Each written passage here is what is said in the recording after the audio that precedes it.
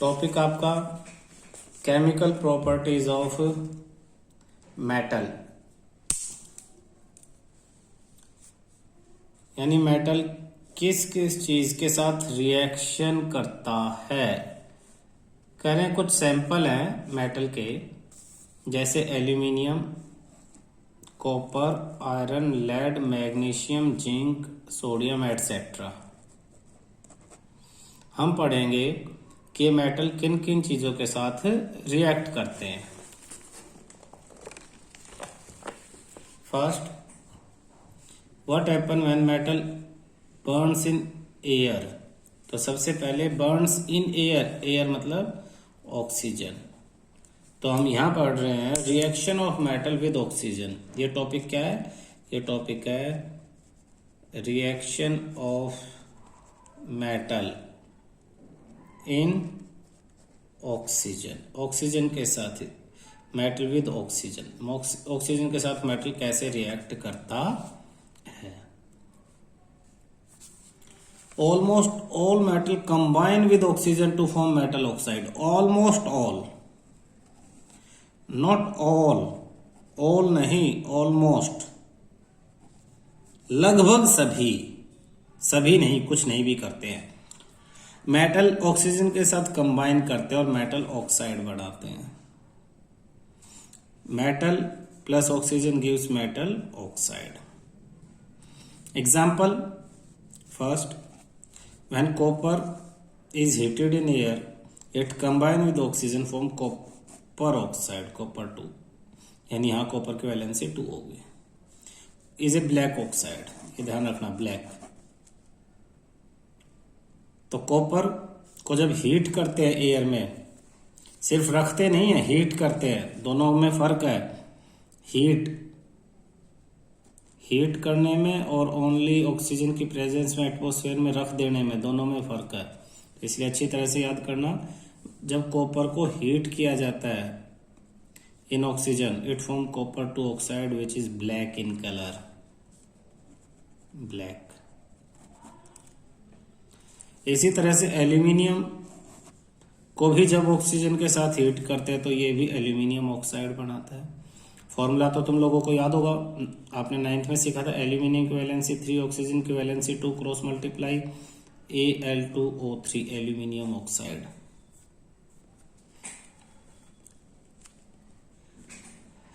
Metal oxide acid के साथ reaction करते हैं। हमने पढ़ा था चैप्टर 2 में, metal oxides are basic in nature, basic, they react with acids, but कुछ मेटल ऑक्साइड ऐसे हैं, जैसे कि एग्जांपल एल्यूमिनियम ऑक्साइड और जिंक ऑक्साइड Al2O3 और ZnO, zinc oxide. Show both, ये एसिडिक और बेसिक दोनों बिहेवियर शो करते हैं। वैसे तो मेटल ऑक्साइड बेसिक होते हैं, लेकिन aluminium oxide, zinc oxide acidic और बेसिक दोनों बिहेवियर शो करते हैं। और इस तरह के मेटलिक ऑक्साइड एसिड और बेस दोनों के साथ रिएक्शन करके सॉल्ट और वाटर प्रोड्यूस करते हैं। इन्हें एम्फोट्रिक ऑक्साइड कहते हैं। बहुत इंपॉर्टेंट है एम्फोट्रिक। क्वेश्चन आ जाएगा, डिफाइन एम्फोटेरिक ऑक्साइड्स। ऊपर क्वेश्चन आ सकता है, how metal reacts with oxygen. फिर आ सकता है, हाउ कॉपर रिएक्ट्स विद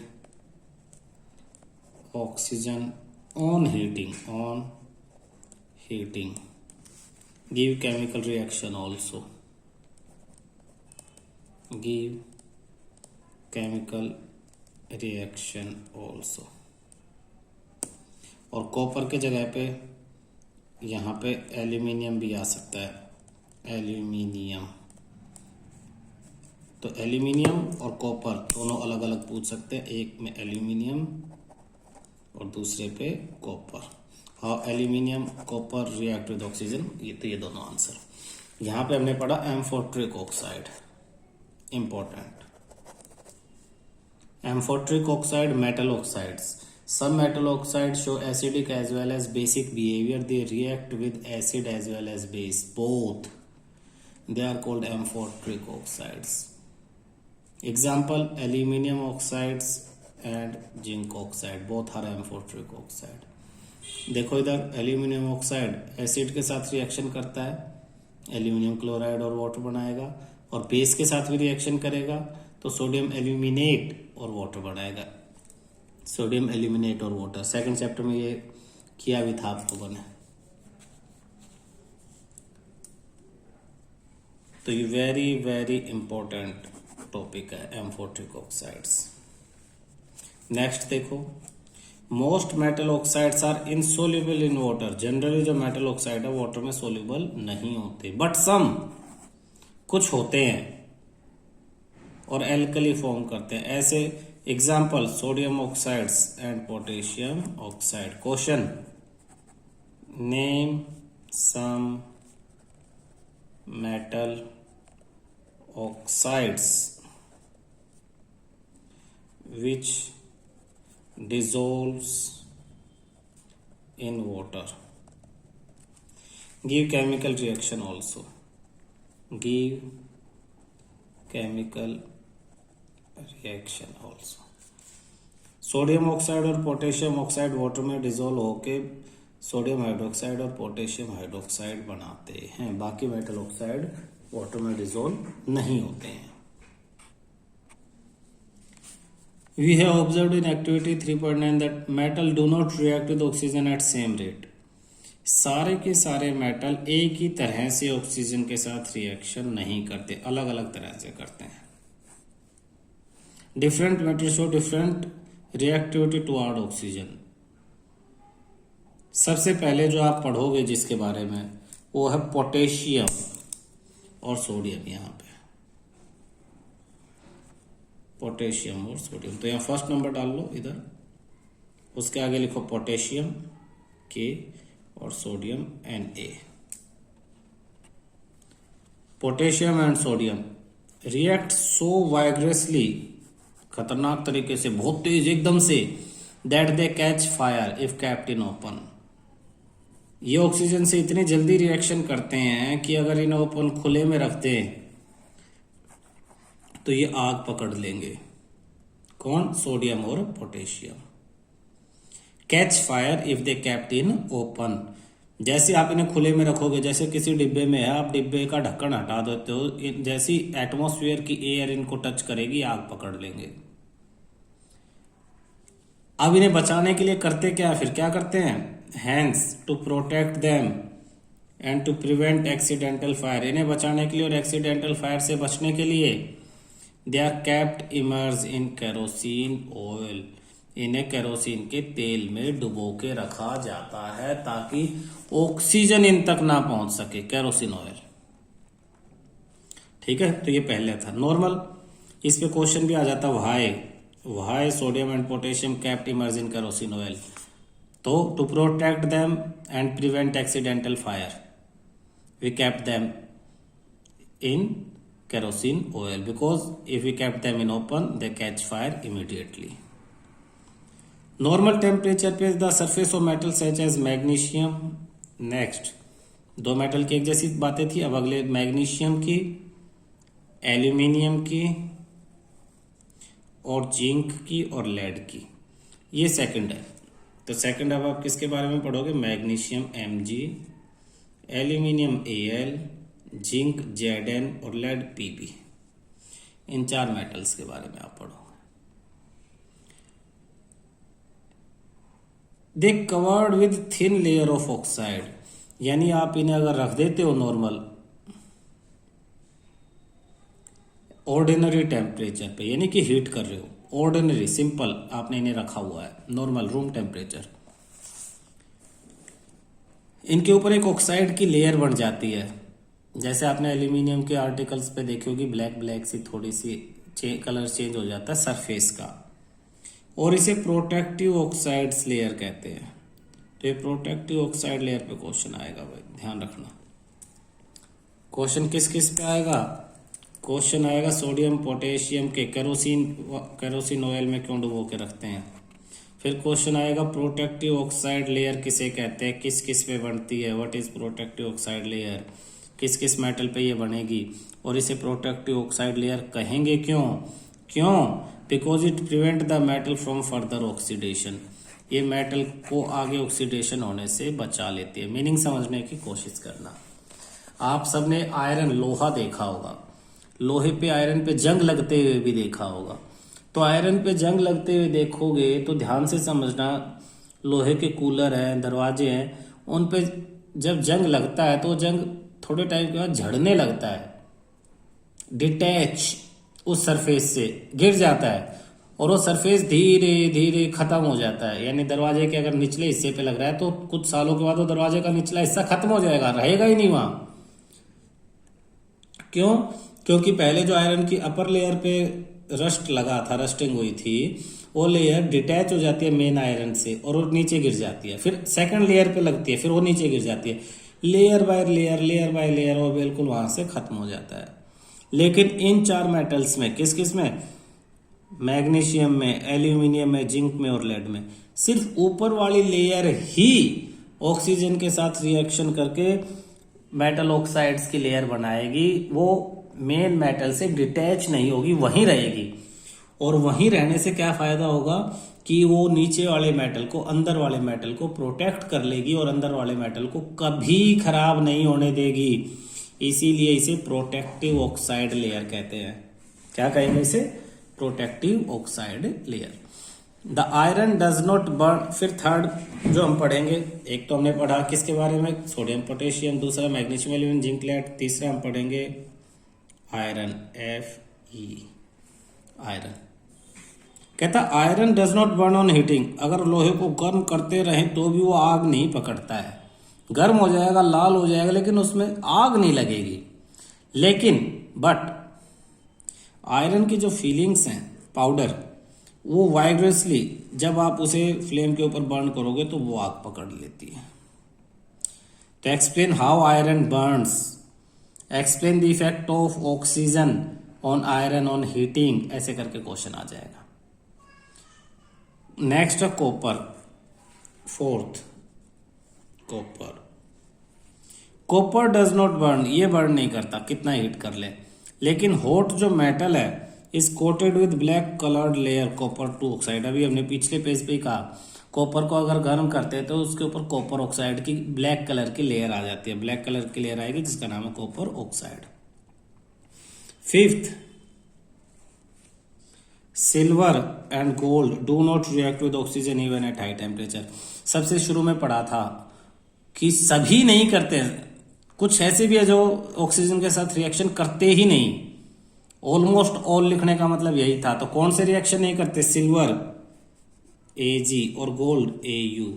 ये कितनी ही ज्यादा हीट, हाई टेम्परेचर कर लो, ये ऑक्सीजन के साथ रिएक्शन नहीं करते हैं।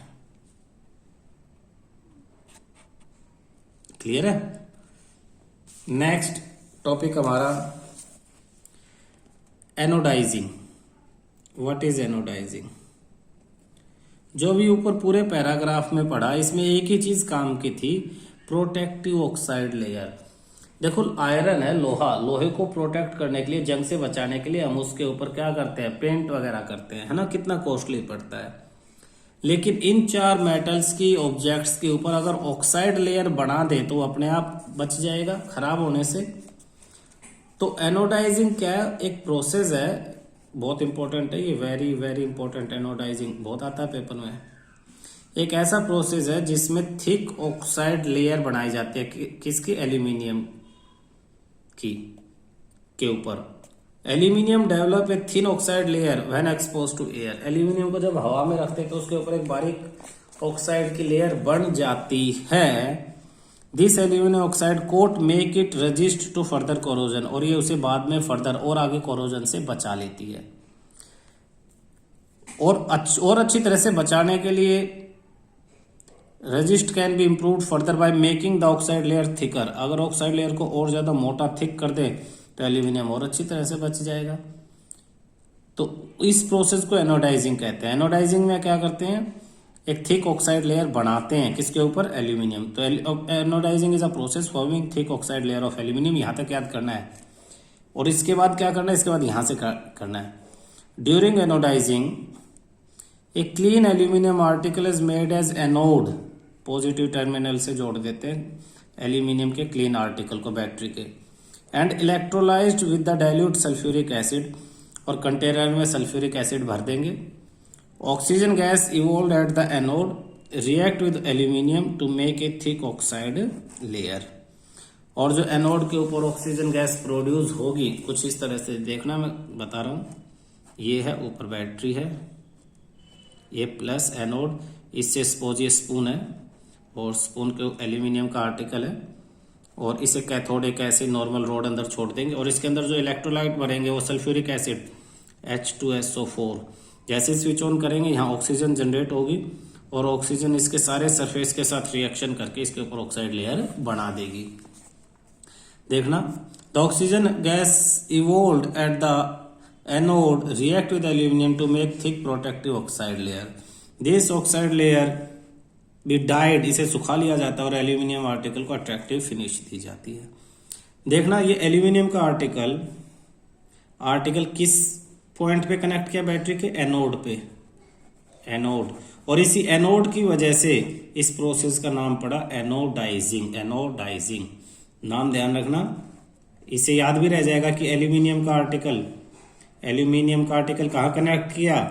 देखो एल्यूमिनियम का आर्टिकल ए एनोड पे कनेक्ट किया और इसी प्रोसेस को एनोडाइजिंग कहते हैं। हम भूल जाते हैं प्लस पे माइनस पे कहाँ कनेक्ट करना, इसलिए ए एल्यूमिनियम को एनोड पे कनेक्ट किया, इसी प्रोसेस को एनोडाइजिंग। और लिक्विड क्या लिया, H2SO4 सल्फ्यूरिक एसिड। आपको इलेक्ट्रोलाइज्ड, इसको इलेक्ट्रोलाइज्ड कहते हैं लिक्विड को, जो हम इसमें कंटेनर में लेते हैं। आफ्टर परफॉर्मिंग एक्टिविटी, ये सब एक्टिविटी करने के बाद you must observe that sodium is most reactive. In activity से पता लग रहा है कि सोडियम ज्यादा रिएक्टिव है। The reaction of magnesium is less, that is not as reactive as sodium, but burning in oxygen does not help us decide about the reactivity of zinc, iron, copper, lead. हमें नहीं पता लग रहा है इनमें से कौन ज्यादा रिएक्टिव और कौन कम है। एक्चुअली हम ये कर क्यों रहे हैं, हम ये फाइंड आउट करना सबसे ज्यादा रिएक्टिव कौन है, उससे कम कौन है, उससे कम कौन है, यानी पूरी रिएक्टिविटी सीरीज बनानी है। इसके लिए हमने ऑक्सीजन से रिएक्शन करा के देखा, जो सबसे ज्यादा रिएक्शन कर रहा है वो सबसे ज्यादा रिएक्टिव है। लेकिन कुछ मेटल तो एक जैसी सी रिएक्शन कर रहे हैं, तो उसमें हम डिसाइड नहीं कर पा रहे हैं। तो इस डिसीजन के लिए हमने ये वाला मेथड छोड़ दिया। इस पे जो क्वेश्चन आएंगे वो याद कर लेंगे एग्जाम के लिए, लेकिन मेथड छोड़ दिया है। अब हम मेटल्स को वाटर के साथ रिएक्ट कराएंगे। मेटल को किसके साथ रिएक्शन कराएंगे, वाटर के साथ। और मेटल को वाटर के साथ रिएक्शन करा के देखेंगे कि अब किस तरह से रिएक्शन करते हैं मेटल, और इससे हम पूरी रिएक्टिविटी सीरीज बना पाते हैं कि नहीं बना पाते हैं। How metal react with water. Question आ जाता है, मैं यहां लिख रहा हूं question, explain how metals reacts with water।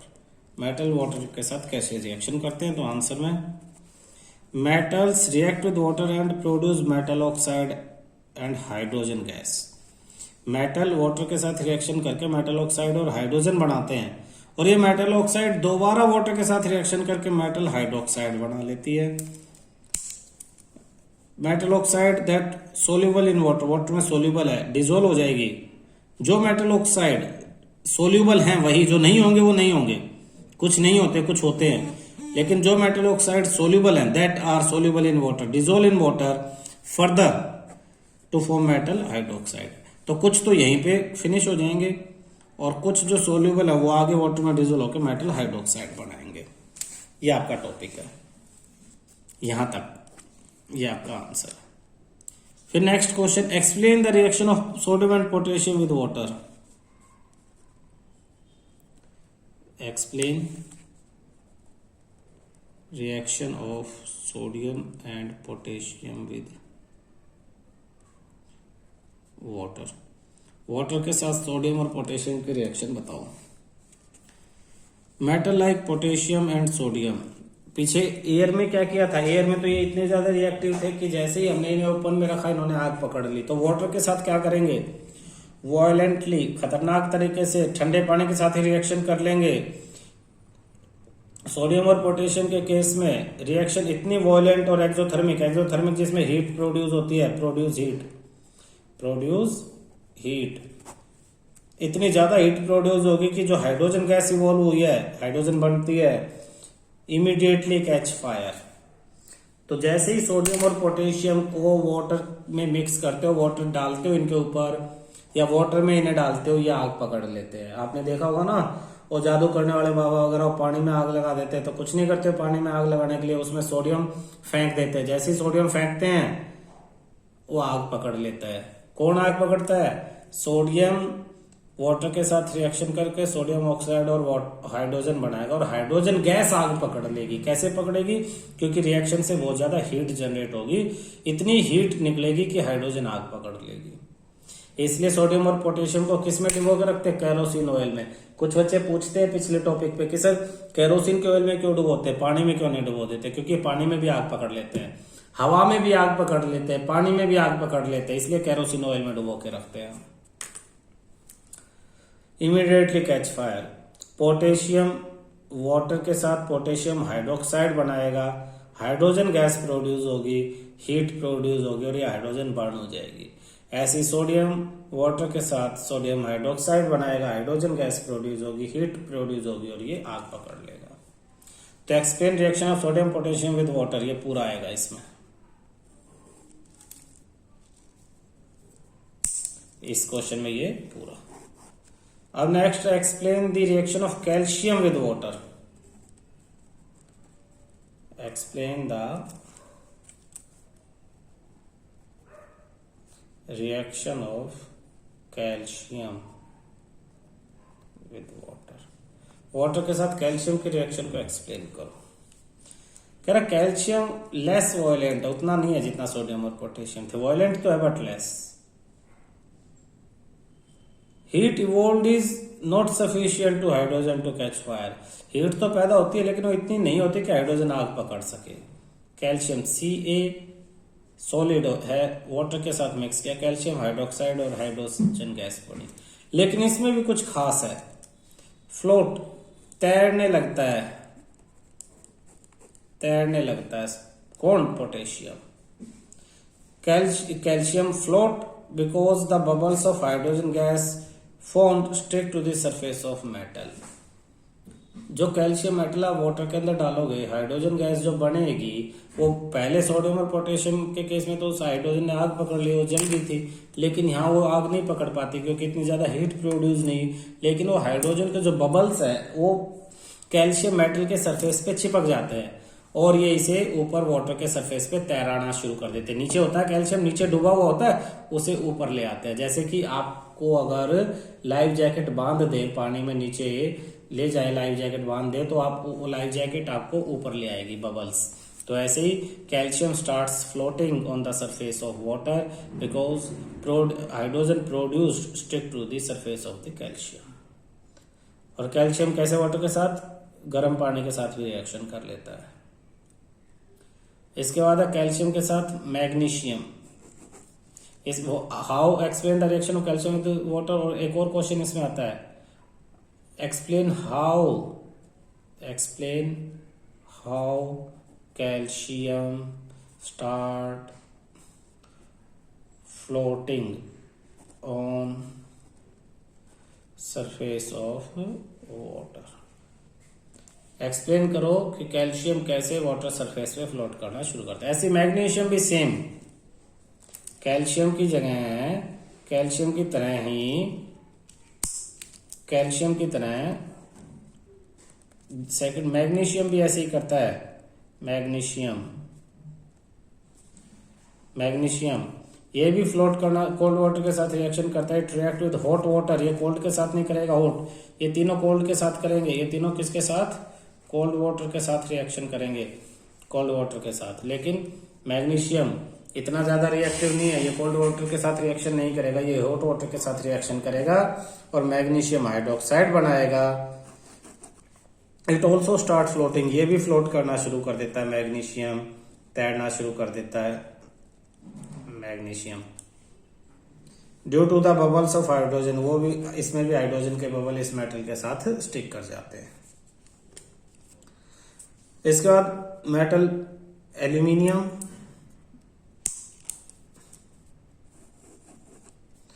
Iron, zinc.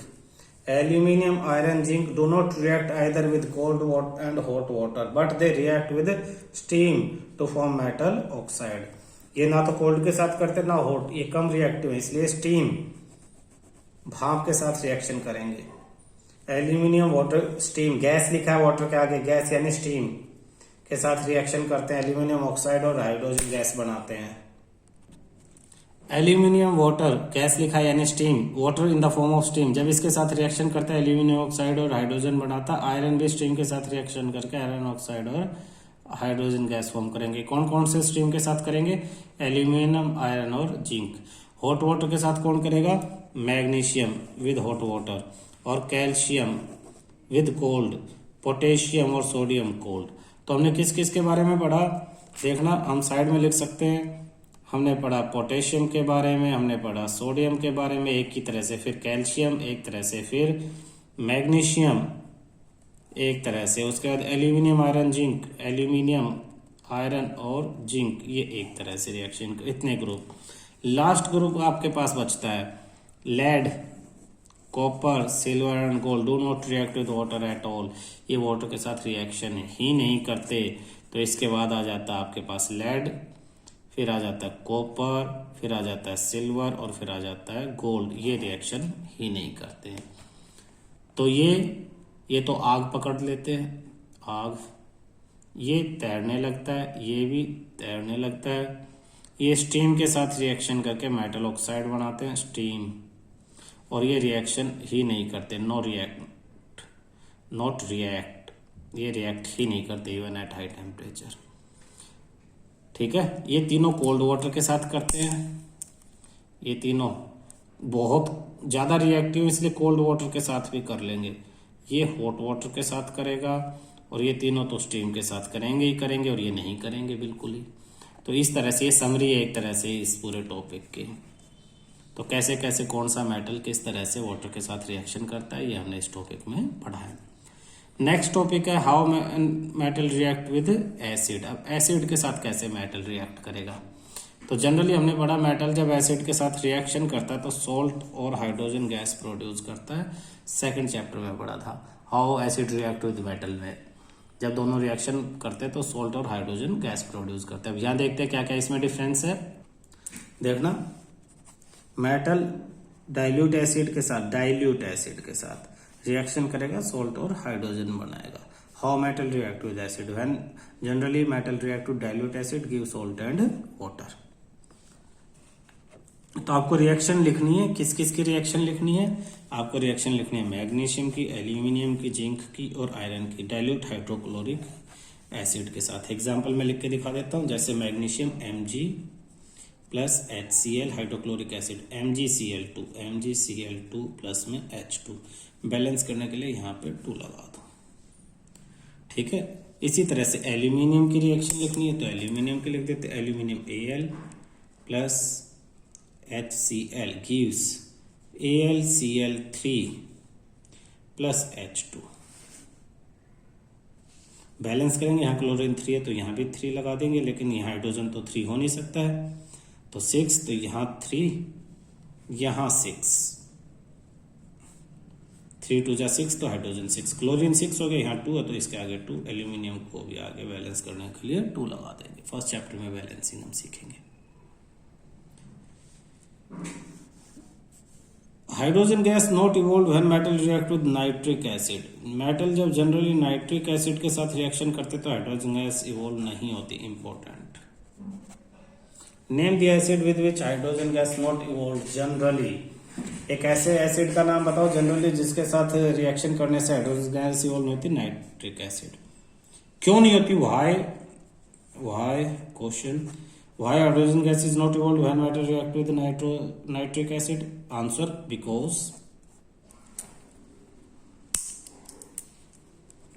Because HNO3 nitric acid है। HNO3 क्या है? यही नाइट्रिक एसिड का formula. Is strong oxidising agent. Oxidising agent मतलब ये ऑक्सीजन प्रोवाइड करता है। क्या करता है? Oxygen provide. It oxidise hydrogen. Hydrogen gas जो जनरली बनती है ये उस HNO3 ऑक्सीडाइजिंग एजेंट है। जो हाइड्रोजन गैस बनेगी ये उसे ऑक्सीजन दे देगा। अब हाइड्रोजन गैस को ऑक्सीजन मिल जाए तो वो H2O वाटर में कन्वर्ट हो जाएगा। तो हाइड्रोजन गैस को ये ऑक्सीजन देके वाटर में बदल देगा और खुद नाइट्रोजन ऑक्साइड में बदल जाएगा किसी में भी, है ना। तो इसीलिए हाइड्रोजन गैस प्रोड्यूस ही नहीं होगी। क्यों? हाइड्रोजन को इसने किस में कन्वर्ट कर दिया? वाटर में। तो आंसर लिखेंगे HNO3 is a strong oxidising agent. It provide oxygen to the produced hydrogen and convert hydrogen into water and itself converted into nitrogen oxide. लेकिन इंपॉर्टेंट, बहुत इंपॉर्टेंट, दो मेटल ऐसे हैं मैग्नीशियम और मैग्नीज, Mg और Mn, magnesium और manganese, जो HNO3 dilute HNO3 के साथ हाइड्रोजन गैस प्रोवाइड करा पाते हैं। Very very important. पूछ लेंगे name two metal which can produce hydrogen with nitric acid. तो हम लिखेंगे मैग्नीशियम, Mg और Mn। तो M फॉर MD ट्यूटोरियल, तो उससे ध्यान रख लेना कि ये दोनों मेटल बहुत स्ट्रॉन्ग है। ये रिएक्शन करके हाइड्रोजन गैस प्रोड्यूस करवा पाएंगे और कोई मेटल प्रोड्यूस नहीं करवा पाएगा। कह रहे हैं इससे भी क्लियर नहीं हो पाया, कुछ मेटल सही नहीं समझ में आया कि वो ज्यादा रिएक्टिव है कम रिएक्टिव है। जैसे इन दोनों में कौन सा ज्यादा कौन सा कम नहीं पता लग रहा हमें। तो हम ये